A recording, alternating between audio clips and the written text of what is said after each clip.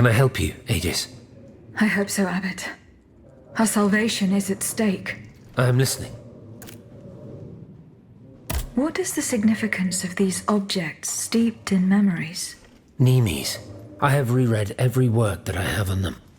Pages that have remained unintelligible to this day. These echoes go back to the beginning of time, to that fateful day in ancient Greece when some dark magician took it into his head to bind a soul to an inanimate object. You see, Aegis, there is nothing more diabolical, nothing more unnatural than this sorcery. The soul is the very essence of the divine. It refuses to submit to such an abomination and resists, eventually breaking. The earliest necromancers whose works have survived through the centuries all describe the same phenomenon.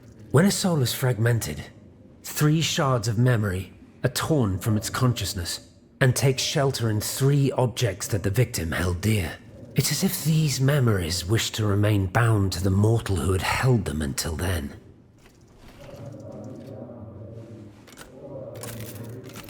I found this notebook written in Latin.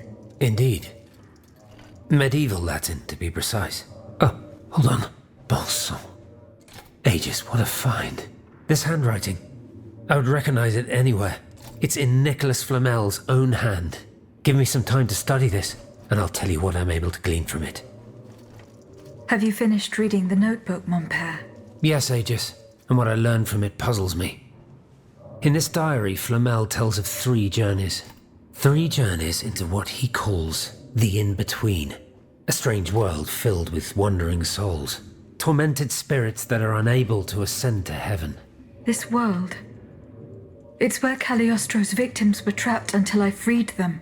En effet, I believe you're right. But that's not all.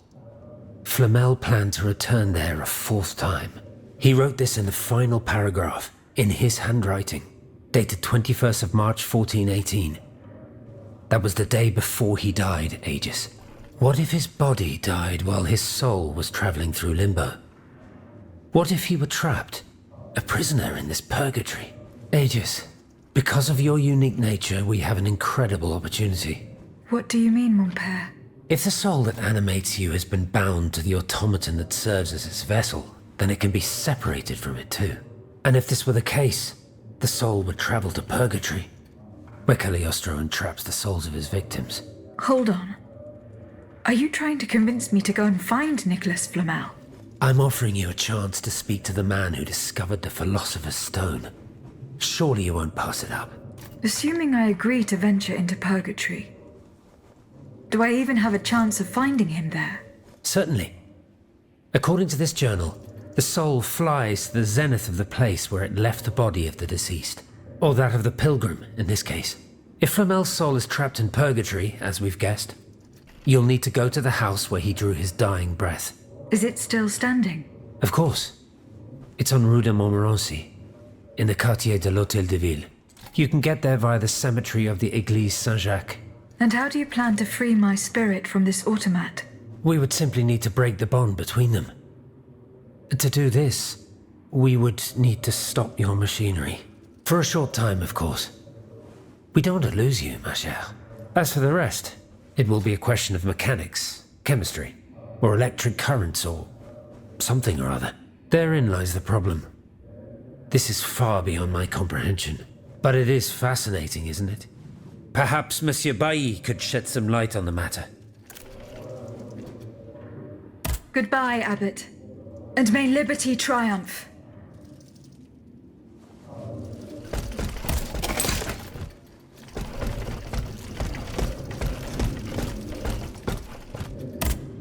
Citoyen Bailly. Ah, mademoiselle. Well, what news? I found this box with astronomical symbols on it. I believe it belongs to Vaucanson's daughter. Athenais' secret box. I built it with my own hands. It was my gift to her on her 15th birthday. I wasn't able to open it. Naturellement. Athenais and I are the only ones who know how. Allow me. You must arrange the planets the way they were aligned on the day of Athenais' birth. Voila, like this. What's this locket? Athenais is always wearing this. It contains a portrait of her late mother. She said it was her most cherished possession in all the world. To think, the poor child never knew her own mother.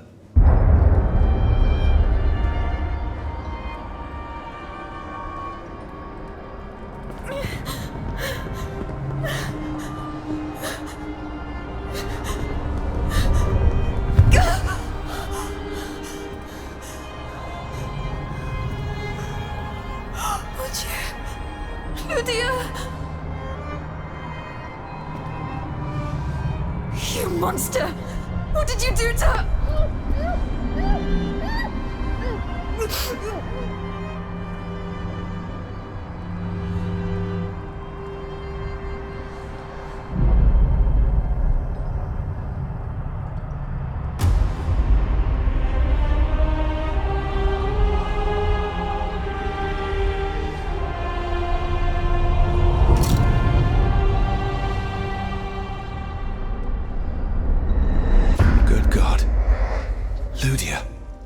What happened? You froze the moment you touched the locket. I thought I'd lost you. I saw her. Athenais de Vaucanson. The Comte de Cagliostro has her. Mon Dieu. It is just as I feared. He bound her spirit to an automat. Please, say no more. Athenais.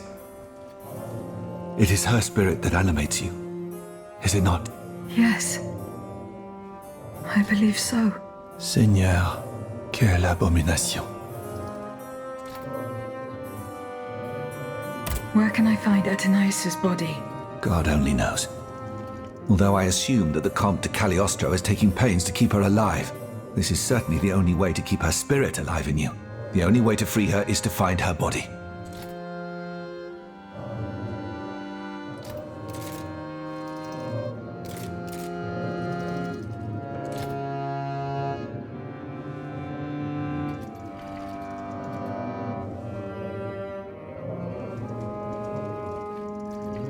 Why was Eugène de Vaucanson imprisoned in the Bastille? Once he discovered the king's true intentions, he refused to continue cooperating with him. He refused to use his talents to create this abominable army. But the king didn't take kindly to his resignation. Eugène did manage to get a letter to me just before he was arrested. Here, take it.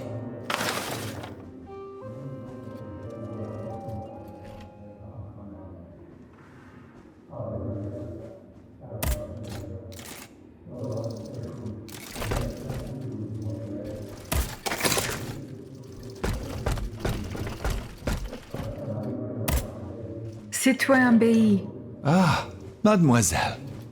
Well, what news? Do you think there is any way to interrupt my internal clockwork? A most unusual thought. What do you have in mind, Aegis? I would like to briefly sever the bond between my spirit and this automat. I couldn't say for certain. If only I could consult with my colleagues at the Academy. Do you know what happened to Monsieur Lavoisier? He is not yet able to join us. He's still at the Palais de Luxembourg. Ah, I see, ma chère. Well, I hope you can bring him back to us safe and sound.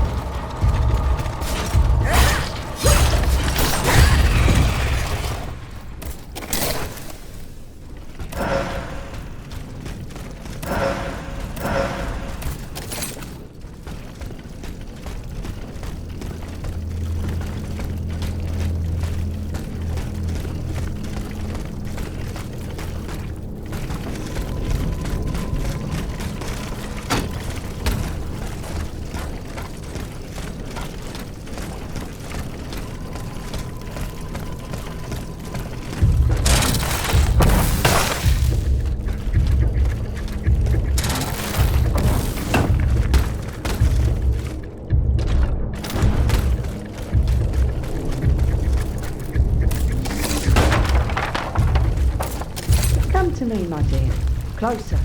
Closer. You're not like the others, are you? You gave them quite a beating. Damn.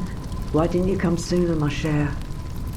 Those poor children in the National Guard. They could have used your help. They marched all day on the Pont Neuf. Oh, you should have heard them singing as they marched on the Place Dauphine. They were very brave then. To hear them, you'd think that the king had already handed over his crown.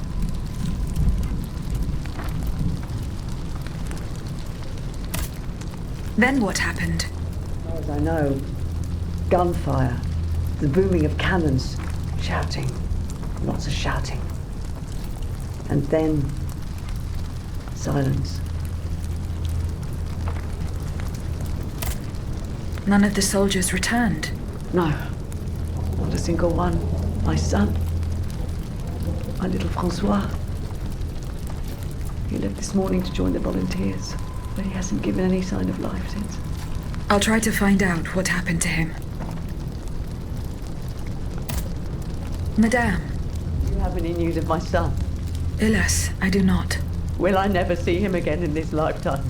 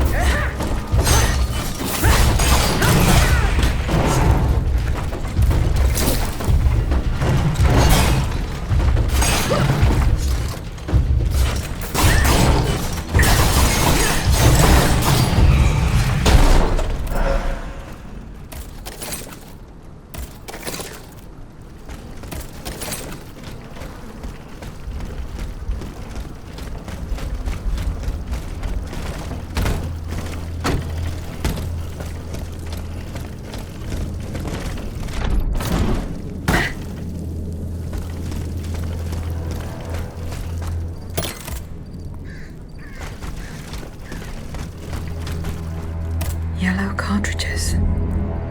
The conspirators' secret sign. There was most certainly a conspiracy. There's no doubt about that. But those involved shared the same fate as the rest of them. I should keep looking around Place Dauphine.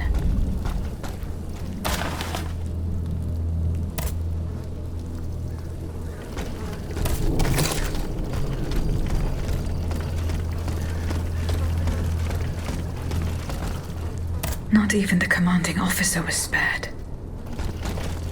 Lafayette didn't hand over his army to the king. This must certainly be Colonel Armand. I should keep looking around Place Dauphine.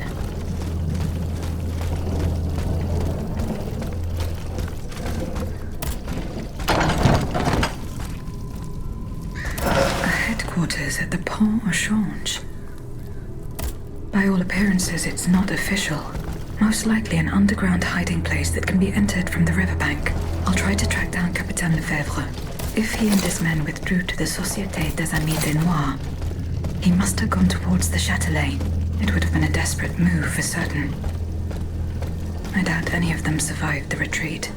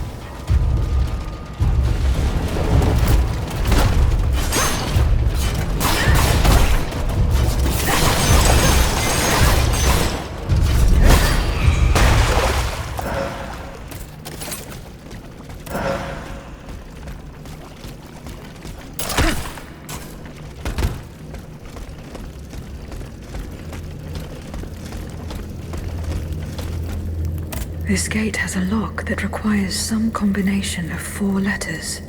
I should follow Capitaine Lefebvre's footsteps. He and his men withdrew to the Société des Amis de Noir. They must have gone towards the Châtelet. I doubt they survived their retreat.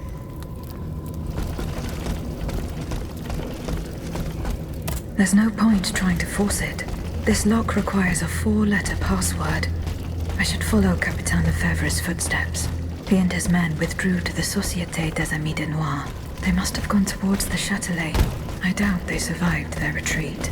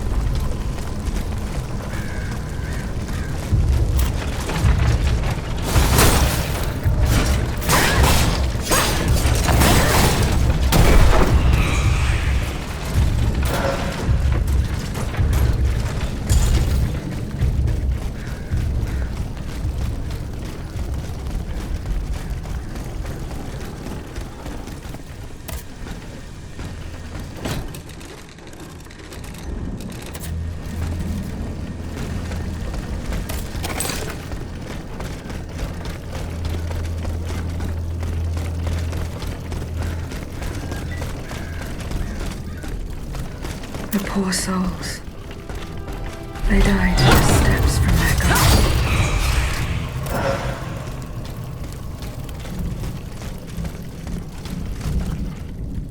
Talk. What does that mean?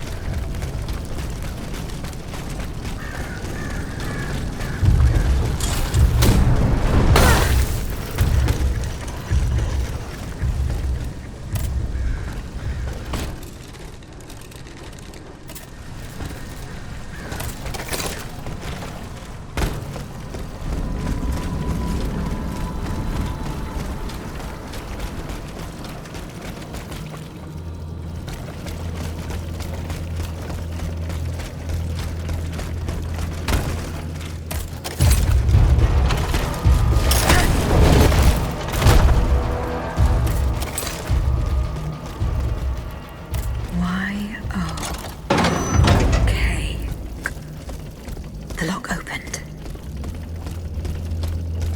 The headquarters. This place must be studied carefully. This document bears the signature of the Marquis de Lafayette, so the rumors were true. The Garde Nationale wasn't formed spontaneously. All of this was carefully orchestrated. High time the Marquis de Lafayette explained himself.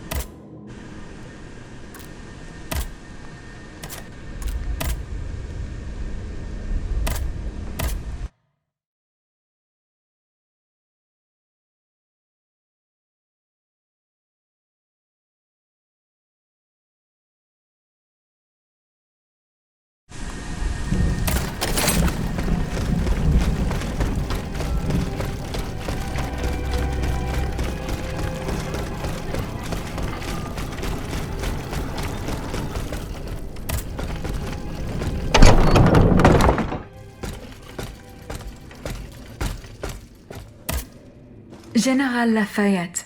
Do you need help, Aegis? General, there is a most unpleasant rumor about you going round. Oh, just one, is there? You are accused of having delivered the troops who had gathered in the Place Dauphine over to the king. Calumny. This is nothing less than vile slander. Save your breath, General. The rumor is true. I can prove it. There's no point in trying to defend yourself. I know that you raised the National Guard for the sole purpose of taking command of it. There was nothing spontaneous about the uprising. Do you have any evidence to support your accusations? I do. I have the manifesto. Bon sang. Why resort to this manipulation? You must understand. What I have done, I did for the good of the kingdom. I wanted to stop this massacre while protecting the Queen and the Dauphin. In the name of the people, Aegis. But an actual uprising of the people would have inevitably led to disaster. Only professional soldiers could organize and lead the resistance. Who were your accomplices? My brothers in arms, the brave men of the Régiment de Saintonge, veterans of the American War, men who at the Battle of Yorktown brought an empire to its knees. Alas, we gravely underestimated the enemy's forces. We thought we would face an infantry supported by a handful of machines, but an entire army of automats. It was unthinkable. Some accuse you of harboring a lust for power. The circumstances were to your advantage. These aspersions are all too familiar to me. But tell me, if I wanted the crown for myself, why did I not take it when I returned from America? When I had seasoned troops at my command and the people sang my praises with one voice? No, that makes no sense. Though I readily admit that I do believe I am worthy of fulfilling an important role for the Queen after her son is crowned. Lieutenant General of the Kingdom, for example. Or even, if circumstance requires, the Regent. Voila. Now you know everything. I haven't left anything out. However, this truth, if it were made public, would play right into my enemy's hands. So I ask you not to reveal anything I've just told you, and to give me the manifesto.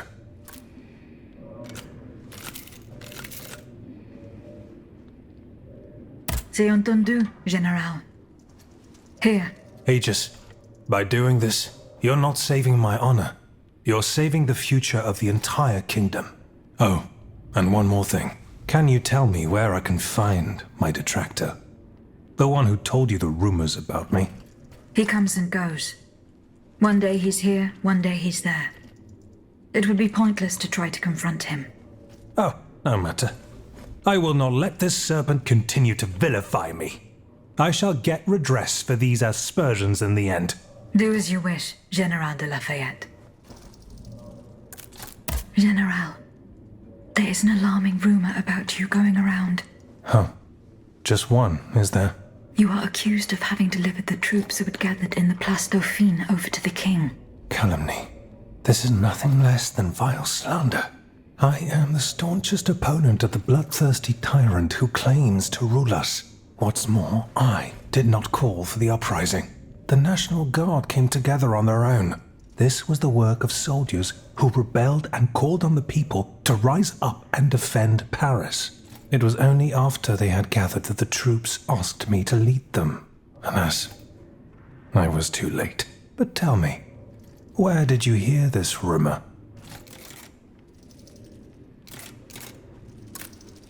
I do not know. Rumors come and go. You never know who actually said what. No matter. It's of no importance. I know my enemies, and they are wasting no time. The day will come when I shall make them pay. Goodbye, General Lafayette. And down with the Clockwork King. Haha, well put.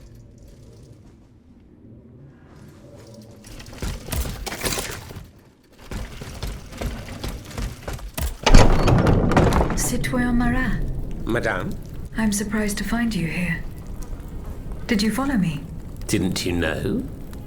The Duke's allies are always impeccably informed. Some even say that we have eyes and ears everywhere. What do you want from me? To tell you the truth, I can't wait to hear what you've discovered about the matter at hand. And I was afraid you might leave me in the lurch. You can never be too cautious these days. That's why I decided it would be better for me to come to you.